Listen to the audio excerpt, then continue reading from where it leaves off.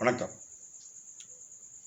இப்போ உள்ளாட்சி தேர்தல், மாநகராட்சி தேர்தல், நகராட்சி தேர்தல், பேரூராட்சி தேர்தல் எல்லாமே அறிவிச்சிட்டாங்க. ஓரளவுக்கு எல்லா கட்சியுமே வேட்பாளரை அறிவித்து வேலையை பார்த்துட்ருக்காங்க. எப்போவுமே ஆளுங்கட்சி யாராக இருக்கிறார்களோ அவங்க தான் இடைத்தேர்தலையோ உள்ளாட்சி தேர்தலையோ வெற்றி பெறுவாங்க. அது எல்லாருக்குமே தெரிஞ்ச விஷயம். 2 விஷயம்: பணம் புழங்கும், ஆர்வமாக வேலை பார்ப்பாங்க. ஒன்று, மக்கள் என்ன நினைப்பாங்கன்னா, சரி எதுக்கு இவங்களுக்கு போட்டுக்கின்னு ஆளுங்கட்சிக்காரங்களே போட்டுருவோம், அப்படி ஒரு மைண்ட் செட் எல்லாருக்குமே உண்டு. அதிமுக ஆட்சி இருந்துச்சுன்னா நமக்கு எதுக்குப்பா அதிமுககாரங்களே போட்டுருவோம் அப்படின்னு நினைப்பாங்க. இப்போ அந்த மாதிரி ஒரு மைண்ட் செட்டில் இருக்கும். ஆனால் எம்எல்ஏ தேர்தலில் ஓரளவுக்கு வெற்றி பெற்று தானே ஆட்சி அமைச்சிருக்காங்க. அப்படின்னும்போது மக்களுக்கு திமுக மேலே நம்பிக்கை இருக்குது. உள்ளாட்சியிலே வந்தால் இவங்க நல்லா பண்ணுவாங்க, அப்படி செய்ய மாட்டாங்க, செய்கிறாங்க, அவதூறு, இந்த மாதிரி ஆட்சி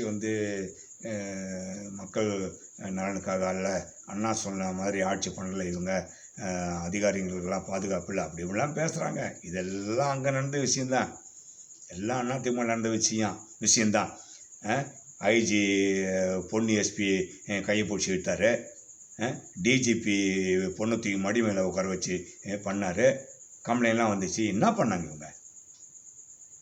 அதிமுக போலீஸ் என்ன பண்ணாங்க? ஒன்றுமே பண்ணலை. நீ நல்ல யோக்கியமான ஆட்சியாக இருந்தால் என்ன பண்ணிடணும்? நாங்கள் சட்டம் கரெக்டாக நாங்கள் செயல்படுவோம், சட்டம் தன் கடமையை செய்யும் அப்படின்னு சொல்லி நடவடிக்கை எடுத்திருந்தீங்கன்னா நீங்கள் நல்ல பேர் வந்திருக்கோம். இன்றைக்கி 6 மாதம் 7 மாதம் அதுங்க குறை சொல்லிட்டு இருக்கிறீங்க. என்ன யோகியது இருக்குது உங்களுக்கு குறை சொல்கிறதுக்கு?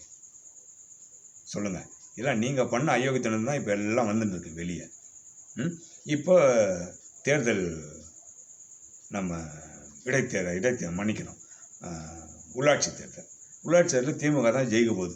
தமிழ்நாடு போய் எல்லா மாநகராட்சியும் அதான் பிடிக்க போகுது. ஒன்று, அதிமுகவும் இல்லை காங்கிரஸும் திமுகவும் பேசுகிறாங்க, விடுதலை சிறுத்தைகள் பேசியிருக்காங்க, அவங்களெல்லாம் பேச்சுவார்த்தை ஒரு சுமூகமாக இருக்குது. அதிமுக பிஜேபியும் பேசினாங்க. இதுக்கடையில் எதிர்கட்சியாக இருக்கிறதுக்கு நாதி கிடையாது அப்படின்னு நயினார் நாகேந்திரன் பேசிட்டு உடனே வருத்தமும் தெரிவிச்சிட்டாரு. அண்ணாமலையும் ஊழக்குண்டு போட்டார் பிஜேபி தலைவர். இப்போ என்ன ஆகிப்போச்சு அவங்களுக்குள்ள? நாங்கள் தனித்து போட்டி அப்படின்ட்டார் அண்ணாமலை. சூப்பர். இப்படியே எல்லா காலகட்டத்திலும் நீங்கள் செயல்படணும். ஏன் பயப்படுறீங்க? ஏன் திமுக மேலேயோ அதிமுக மேலேயோ ஏறி உட்காந்து ஹரியானா ஏறி ஏன் ஆசைப்படுறீங்க? தனியார் இல்லைங்க, மத்தியில் நீங்கள் தானே. ஒவ்வொரு மாநிலத்திலையும் எதிர்கட்சியாக இருக்கிறவங்க ஆட்சி பண்ணால் கூட உங்களுடைய இன்ஃப்ளூயன்ஸ் தாங்க அந்த ஸ்டேட்டில் நடக்குது. சொல்லுங்கள். எல்லாருமே தலை வணங்கி பயந்து தான் ஆட்சி பண்ணிட்டு இருக்கிறாங்க. அதுவே எங்கள் முதல்வர் கொஞ்சம் மோதி பார்த்துட்டு இருக்கிறார், விடமாட்டார். ஏன்னா நாங்கள் திராவிட பாரம்பரியம், அதனால் விடமாட்டோன்னு வச்சுங்க, அது வேறு விஷயம். ஆனால் தவறு செய்பவர்கள் யாராக இருந்தால் நம்ம தட்டி கேட்போம். அது எப்பவுமே உண்டு. இப்போ எந்த தைரியத்தில் இவர் அண்ணாமலை தனியாக நிற்கிறேன்னு சொன்னார்? இந்த மாதிரி சின்ன சின்ன விஷயங்கள், அல்ப விஷயங்கள், குழந்தை செத்து போனது, பையன் செத்து போனது, இந்த மாதிரியான விஷயத்தை வச்சு அரசியல் பண்ணது, அந்த பாப்பா குடும்பத்துக்கு 10 லட்சம் கொடுத்தது, இதெல்லாம் அரசியல். புரியுதுங்களா? இதெல்லாம் இன்வெஸ்ட்மெண்ட், மூலதனம். இவங்கள வச்சு மூலதனம் மக்களை மாயாக காமிக்கிறது. பிஜேபி நாங்கள் வேறு ஆள் கிடையாது, உங்களுக்காக, தமிழ்நாட்டுக்காக நாங்கள் இருக்கிறோம், தமிழ்நாட்டினுடைய முதுகெலும்பு நாங்கள், உங்களுக்காக நாங்கள் அரசியல் பணி செய்ய காத்து கொண்டு இருக்கிறோம் அப்படின்ற மாதிரி சாத்தான் வேதம் ஊதுற கதை இது. வேலிக்கு ஓனான் சாட்சின்னு சொல்லுவாங்க, அந்த மாதிரி இவங்க தமிழ்நாட்டை சரி பண்ணிடுவாங்களா? எந்த தைரியத்தில் அண்ணாமலை தனியாக நிற்கிறோன்னு அது வரைக்கும் நான் பாராட்டுறேன் அண்ணாமலை கெத்தா சொல்ல தனியாக நிற்க போகிறோம். ஏன்னா அதிமுகவோட கூட்டணி வச்சா கூட தோற்று போயிடுவாங்கன்னு தெரியும் அவருக்கு. அதிமுக கூட்டணி வச்சாலும் ஒரு தொகுதி கூட ஜெயிக்காது. அதனால் வாங்குறத வாங்குவோம், தனியாக நின்று அடி வாங்குவோம் மக்கள்கிட்ட. அது ஒரு பெருமையாக இருக்குமே. எதுக்கு இன்னொருத்தனை கூட்டணி வச்சுக்கின்னு அசிங்கப்படுறதை விட தனியாக நின்று பண்ணலாம்ல.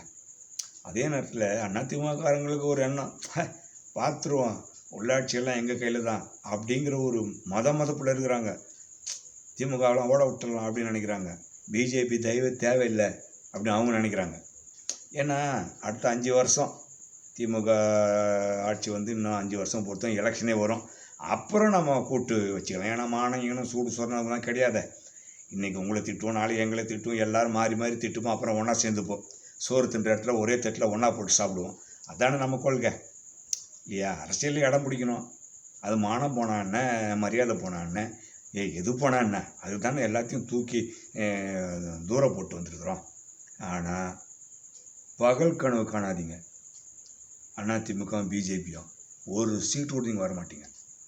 இந்த ட்ரிப்பு தமிழகம் முழுவதும் இருக்கின்ற பேரூராட்சிகள், நகராட்சிகள், மாநகராட்சி எல்லாமே திமுக கைவசம்தான். திமுக தான் பிடிக்க போகுது. அதில் எந்த மாற்று கருத்தும் கிடையாது. இவங்க 2 பேரும் பட்ட நாமத்தை சாத்தியம் தான் போகணும், பிஜேபியும் அதிமுகவும். இருந்தாலும் மக்கள் மனதில் என்ன இருக்கிறது என்பதை பார்க்கின்ற பொழுது தேர்தல் முடிந்த பிறகுதான் மக்களுடைய மனதை நாம் புரிந்து கொள்ள வேண்டும். அதுவரை காத்திருப்போம். நன்றி, வணக்கம்.